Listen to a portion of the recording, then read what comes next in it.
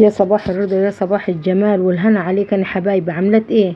يا صباح العيش الفينو، يا صباح الحلويات. اللهم صل وسلم وزد وبارك عليك يا حبيبي يا رسول الله. لا اله الا انت سبحانك اني كنت من الظالمين.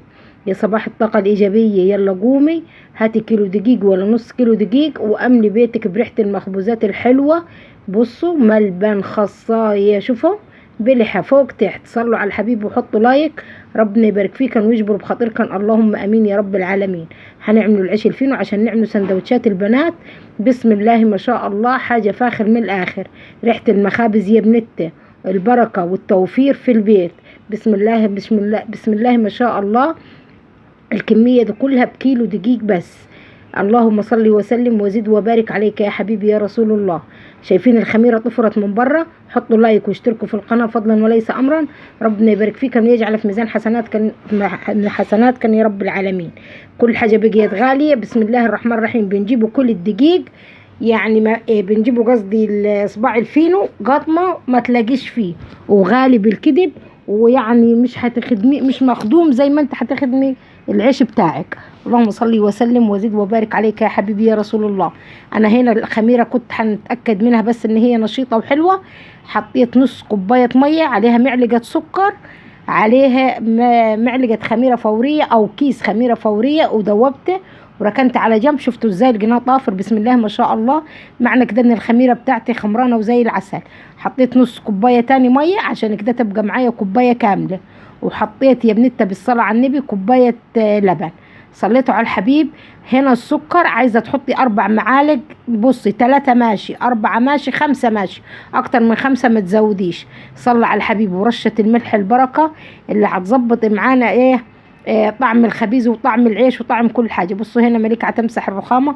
حطوا لايك وجبروا بخاطر مليكه واخواتها. ربنا يسعدكم ويبارك فيكم ويجعل في ميزان حسناتكم. واللي ما اشتركتش في القناه تشترك.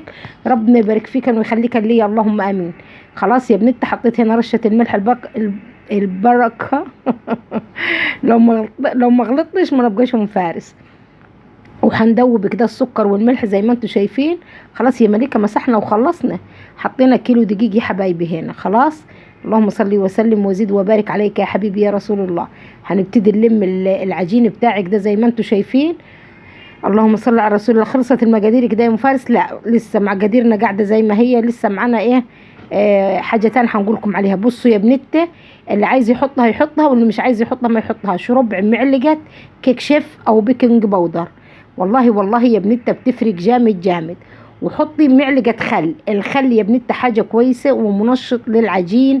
بسم الله ما شاء الله. والله انا حتى في العيش الشمسي بنحط معلقه خل، وده سر من الاسرار اللي بتطلع العيش بتاعك او اي مخبوزات هشه وقطنيه.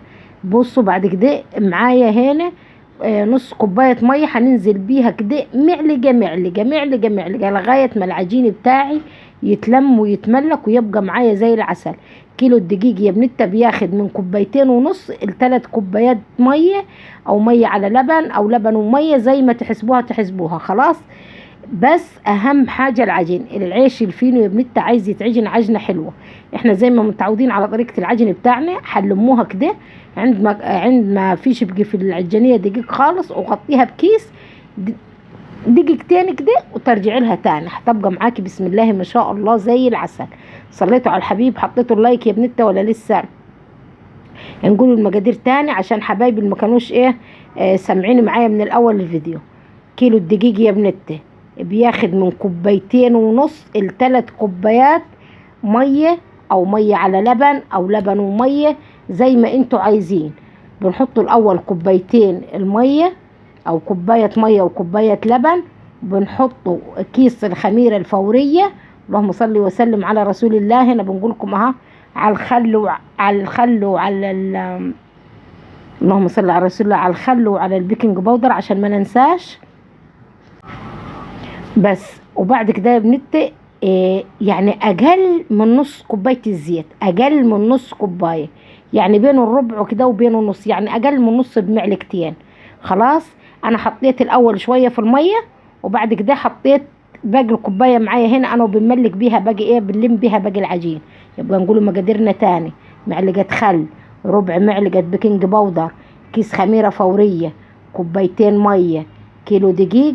نعجن الكوباية الثالثة من كوباية الا ربع، النص كوباية يا نص كوباية يا كوباية الا ربع.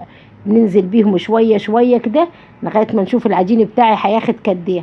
لمينا العجين وعجناه، باقي الزيت نحط كده، ما تكتريش الزيت يا بنتي علشان ما يفرولش منك ويبقى طعم مفتفت زي الجرس، ما يبقاش عيش فينو هيقلب منك جرس على طول. اللهم صل وسلم وزد وبارك عليك يا حبيبي يا رسول الله. بصوا عجينة طرية بس مش بتلزق، شايفين الطراوة بتاعتها بس ما فيش فيها اي تلزيقة. صلوا على الحبيب وحطوا لايك وجبروا بخاطرنا، ربنا يبارك فيك. واللي ما اشتركش في القناة يا بنت فضلا وليس امرا يشترك، وان شاء الله باذن الله بيكم القناة هتكبر وتبقى حاجة حلوة خالص. انا بنحب نصدق العجينة كده يا بنت، بيدي لها عرق وبيخليه حلو خالص خالص. بس هي العجينة كده اتخدمت وبقيت معايا مية مية. خلاص هنديها دهنة زيت كده على الوش وهنغطيها وهنسيبها تخمر. اللهم صل وسلم وزد وبارك عليك يا حبيبي يا رسول الله. والله يا بنت كيلو نص كيلو زي ما ربنا يريد تعمليه في البيت احسن مليون مرة من بتاع المخابز. بتاع المخابز ابقى هافت وما فيهش بركة. والله البنت راحوا بيه المدرسة وجو قالوا يما احنا شبعنا احسن من اللي بنشتروه من بره 100,000 مرة. بصوا يا بنت بسم الله ما شاء الله العجين اخمر معايا ازاي. صلوا على الحبيب وحطوا لايك يا بنت فضلا وليس امرا. شايفين هنبتدي نقطع الكورة على حسب المقاس اللي انا عايزاه. ما تخليش العيش الفينو يخمر جوه، يعني فاهمين، خليه يخمر هو مشكل احسن. هنقطع كده، اهم حاجة تقف لي الكورة بتاعتك من تحت تبقى مقفولة معاكي قفلة حلوة. هنقطع الكمية، عايزاه انت كبير عايزاه انت صغير، انت بتتحكمي في الحجم بتاعه على حسب الكورة اللي انت بتقطعيها. اللهم صل وسلم وزد وبارك عليك يا حبيبي يا رسول الله. طول ما انت قاعده صلي على الرسول كده وقول يا رب وذكر الله في قلبك حاجتك تطلع بسم الله ما شاء الله زي العسل. ما كملتلكمش بنقول لكم البنت لما خدوا السندوتشات قالوا والله يما العيش الفينو ده بيشبعنا احسن مليون مره من العيش الفينو اللي بنجيبوه من الفرن. يا جماعه اللي بيجاب من الفرن بيحطوا له حاجات كده بتخلي العجين يفور ويخمر زياده عن اللزوم. بسم الله ما شاء يعني بسم الله الرحمن الرحيم العيل قطمه والتانيه تلقي الرغيف خلص وما فيهش بركه. والله والله ما فيه بركه. وجردوه دلوقتي في الافران يعني خلوه الرغيف قد صباع ايدك بالظبط، جردوه جرده سودة. فانت في بيتك تكبريه تصغريه لعيالك بسم الله ما شاء الله زي العسل. وخلي بالكم هيعمل معاكم كمية حلوة خالص. يعني الفيديوهات اللي بيقول لك النص كيلو يعمل 20 ويعمل 30، بص حبيبتي ما تستغربيش على العدد. ليه؟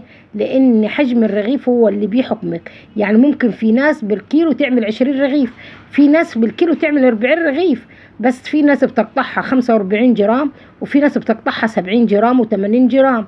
فهي دي اللي بتفرق معاكي. فما تستغربيش اي حاجة تسمعيها فكر فيها وحسبيها الاول، هتلاقي الحجم او الوزن بتاع الحاجه هو اللي بيفرق معاك. عشان كده الصغير طبعا هيديكي حجم اكبر، هيديكي قصدي كميه اكبر، لكن الكبير حجمه بيبقى كبير وكميته قليله. اللهم صل وسلم وزد وبارك عليك يا حبيبي يا رسول الله. صلوا على الحبيب واعملوا الحاجه في بيتكم كده بسم الله ما شاء الله زي العسل. انا كنت بصوا الكنبه هنا كانت رجلها اتكسرت يا بنتي. انا كنت بنعمل العيش للمتة وهم هيبتدوا يروجوا البيت هي ما فيش غير مي معايا، لكن هم باقيهم في المدارس بسلامتهم فما فيش حد معانا غير انا وهي. انا حاجة وهي حاجة وبنخلصه. كنا زمان نعمل السندوتشات وكانت امنا ربنا يبارك فيها تحط لنا كل وحده رغيف زياده او رغيفين. كان العيش المصري يا بنتي والله وفيه بركه وزي الفل. وانا بنعمل لبنتي تخلوا بالكم برضه عيش شامي وعيش مصري، مش بتمشيش على الفينو على طول. خلوا بالكم الفينو مش صحي يا بنتي، والله الفينو بيعمل امساك للعيال. لكن العيش المصري اللي هو العيش بالرده بتاعنا بتاع الطابونه بسم الله ما شاء الله بيشبع العيل وفيه بركه وزي الفل. والعيش الشامي فانت اعملي كده وكده. بعد ما قطعت هنا الكمية هنبتدي نفردوها يا بنت. شايفين بسم الله ما شاء الله ولا حول ولا قوة الا بالله. ابتدي نصاج شوية زيت قليلين ما تكتريش بالفرشة كده. خلاص لازم تدهن الصاج عشان العيش الفينو بتاعك يطلع حلو ويطلع معاك من الصاج ما يلزقش. اللهم صل على رسول الله. ودهنة زيت كده خفيفة على الرخامة وهنبتدي نفرد الرغيف كده زي ما انت شايفة. شايفين مش بتخليه رهيف زي الفطيرة، لا بيبقى كده زي ما انت شايفه. يعني بيبقى لا تقيل قوي ولا رفيع قوي. وبعد كده بتروح مقفلاه بالطريقه دي بتلفيه رول وبتبتدي بصباعك بتقفلي كله علشان يبقى من جوه هش ومفرغ معاكي، ما يبقاش مكبوس. بعد ما بنلفوه اللفه دي بنجو من اخر الصباع بنقفلوه التكفيله دي زي ما انت شايفه. خلاص بصي انا بعد نفسي بعد ما بنقفله بنروح نديه لفه تاني. لو لقيتيه بيكش ويرجع معاك زي حكايه الفطير، لفيه وسيبيه صباع جنبك على الرخامه، عبال ما تعمل الرغيف التاني وتدي له فرده مش هيكش ولا هيرجع وهيبقى معاكي زي العسل. اللهم صل وسلم وزد وبارك عليك يا حبيبي يا رسول الله. ليه مفرز حطيت واحد وواحد، ده واحد كبير وواحد صغير، فانا عايزه نخلي الكبير مع بعضه والصغير مع بعض عشان بيفترق يا جماعه في سوى الفرن. يعني لما بيبقى الصاج فيه صغير وكبير بتحس الصغير بيستوي والكبير لسه، فخليها صاج وصاج احسن، او حاولي اظبط ايدك على قد ما تقدري. لكن انا عملت ده وده عشان نوريكم اتنين. بصوا حبايبي بالتكفيله، لازم التكفيله دي لو ما تقفلش التكفيله الحلوه دي هيفتح منك في الفرن وهيفتح في الخمر وهيبقى شكله مش كويس خالص. شايفين؟ بسم الله ما شاء الله ولا حول ولا قوة إلا بالله. اللهم صل وسلم وزد وبارك عليك يا حبيبي يا رسول الله. ربنا يحسن ما بين أيدينا. كنا زمان زي ما هنقولكم كانت أمي ربنا يبارك فيها أنا وأخواتي بنتها والولاد، كانت لما تعملنا السندوتشات كانت تزود مصري فينو شمسي، يعني كان أي حاجة تمشي معانا زمان. وكانش فيه لانش بوكس ولا لانش هوكس، كان كل اكياس، وكانت الكيس فيها بركه وكانت الدنيا فيها بركه. من يوم ما طلع اللانش بوكس ده وهو قل البركه ورفع الاسعار. خلاص يا حبايبي وزي ما انتم شايفين كده بنقفل. دلوقتي بنقولوا لعيالنا ايه؟ لا تدي حد ولا تاخد من حد، واوعى حد يديك حاجه تاخدها. من كتر الوحشه اللي بقيت في الدنيا وخطف العيال والعذاب اللي احنا شايفينه، والله دلوقتي حتى العيل بنقولوا له لو شفت واحد في الشارع اوعى تساعده ولا اوعى تروح له، لان بيدوا حاجات وبيبقى حاجات وحشه خالص الايام دي. ربنا ان شاء الله يسترها علينا وعلى عيالنا ويعدينا منها على خير. كانت زمان لما نشوفوا راجل كبير في الشارع ولا ست كانت الناس تعدي الشارع. دلوقتي كل التحذيرات، حتى لو لقيتي واحد بيموت في الشارع ما تروحيش ناحيته. يبقى كده ايه؟ يبقى كده الدنيا تقل خيرها يا بنتها. والله الدنيا فعلا اتقل خيرها. ربنا يسترها علينا وعلى عيالنا. بصوا هنا بنوريكم الكلام اللي انا قلت لكم عليه الاول، اننا بنقفل الرغيف وبنسيبه، وبعد كده هنرجع نفرد. هيتفرد معايا زي الملبن، مش هيكش ومش حجمه مش هينزل، وهيبقى بسم الله ما شاء الله معايا زي الفل. صلوا على الحبيب وحطوا لايك وجبروا بخاطرنا. ربنا يجبر بخاطركم ويسعدكم، اللهم امين يا رب العالمين. اللهم صل وسلم وزد وبارك عليك يا حبيبي يا رسول الله. والله رغم اللي احنا فيه ورغم التحذيرات اللي هيقولوها، بس برضه الواحد لما بيجي يعمل السندوتشات للبنت بيحط لهم رغيف زياده لو ربنا موسعوا فيه، بيحط لهم رغيف زياده رغيفين، يقول لهم عشان اصحابكم، لان البنت يعني اصحابهم دول اللي هم طالعين معاهم من ابتدائي واللي جيراننا. فان شاء الله ربنا يعدي الفتره الوحشه دي على خير، والدنيا ترجع زي ما كانت، وترجع في بركه في البيوت، وترجع في بركه في العيشه، وترجع الأول حاجة وأهم حاجة البركة في الناس. ما بقتش في بركة في الناس، ولا الناس بتحب بعضها ولا بتدور على بعضها. ربنا إن شاء الله يعديها على خير ويجبر خاطرنا. شايفين حبايبي؟ هنسيبه بقى يخمر على أقل من راحته في الصاج، سايبيه يخمر معاكي. لما بيخمر يا بنتها والله بيفرق، يعني زي ما شفتوه بيبقى هش وطري زي ما شفتوه في أول الفيديو. شايفين؟ بسم الله ما شاء الله. دول اخر اتنين يا حبايبي كده عمل معايا كميه حلوه. والله انا كنت فاكره كام رغيف، بس بصراحه نسيتهم، عشان كده مش هنقول يعني كام رغيف. اللي تعرف تعده في الصجان هو محطوط وتقول لي يا مفارس عمل كام رغيف. المهم البركه يا حبايبي. والله بصوا الصاج اللي اتقطع الاول ابتدى يخمرها زي ما انتم شايفين. بسم الله ما شاء الله ولا حول ولا قوه الا بالله العلي العظيم. حاولي انت وبترصيه في الصاج سيبي مسافات كده منها الرغيف يخمر وياخد راحته، ومنها ان لما يجي يستوي في الفرن هيستوي من كل جناب وهيبقى معاكي زي العسل. حتى جنابه هتطلع حمرة معاكي زي التفاحة، وجنابه هتطلع حلوة، وسطحها من فوق هيبقى جميل. لو ضيقتيه على بعضه هيطلع يا بنت لازق في بعضه، وجنابه مش مستوية. شايفين؟ قال لك ندق رزقك وسع له المعون. شايفين يا حبايبي؟ بسم الله ما شاء الله ولا حول ولا قوة إلا بالله. اللهم صل وسلم وزد وبارك عليك يا حبيبي يا رسول الله. مين ما حطش اللايك يا بنت؟ طب اللي وصل معايا لغاية هنا يصلي على الحبيب ويكتب لي ايه رأيه، احسن العيش الفينو بتاع البيت ولا نجيبوه من الفرن ونشتري دماغنا؟ عشان في ناس كتير هتقول لك ايه شراء العبد ولا تربيته، لا طبعا يا حبايبي، والله والله الكلام ده مليش اي اساس من الصحه. هنغطيه هنا يا بنتي زي ما انتوا شايفين كده، علشان برضه دلوقتي الجو ابتدى يصقع مش زي الاول، منها يخمر ومنها ما يعملش قشر على الوش. هنا يا حبايبي بعد ما العيش هنسيبه يخمر، ده هنا تاني يوم الصبح بقى هنعمله النهارده سندوتشات طعميه. جبنا ب20 جنيه عجينه طعميه، بس باذن الله باذن الله انا هنجيب فول مكسور او فول مدشوش او فول طعميه زي ما تسموه سموه، وهنعمله في البيت، لان الطعميه من بره ما فيهاش بركه. القرص يا حبايبي بجنيه، ولما جبت العجينه والله والله عملت 18 قرص. يعني انت لو اشتريتيها من بره وتوفير زيت احسن، لكن كده يعني لا مش احسن اننا نجيب عجينه، لا مش احسن، لكن اننا نعملها في البيت. هنعملها معاك قريب ان شاء الله. انا عملتها قبل كده وموجوده عندي كان على القناه، عملتها في الخلاط وعملتها في المكنه وعملتها في ايوه في الخلاط وفي المكنه، وكانت زي العسل بسم الله ما شاء الله. صلوا على الحبيب، واللي ما اشتركش يا بنته في القناه لغايه دلوقتي فضلا وليس امرا بالله عليك ان يشترك ويقول لي ايه رايكم في الفيديوهات الايام دي، لعل وعسى ربنا يكرمنا والقناه تكبر وتبقى سبب رزق ودخل ليا ولبناتي، وربنا يكرمكم ويجبر بخاطركم اللهم امين. صلوا على الحبيب وقولوا لي ايه رايكم في الطعميه، ايه رايكم نفتح مشروع نفتح فرن فينو وجنبها ايه عربية طعميه.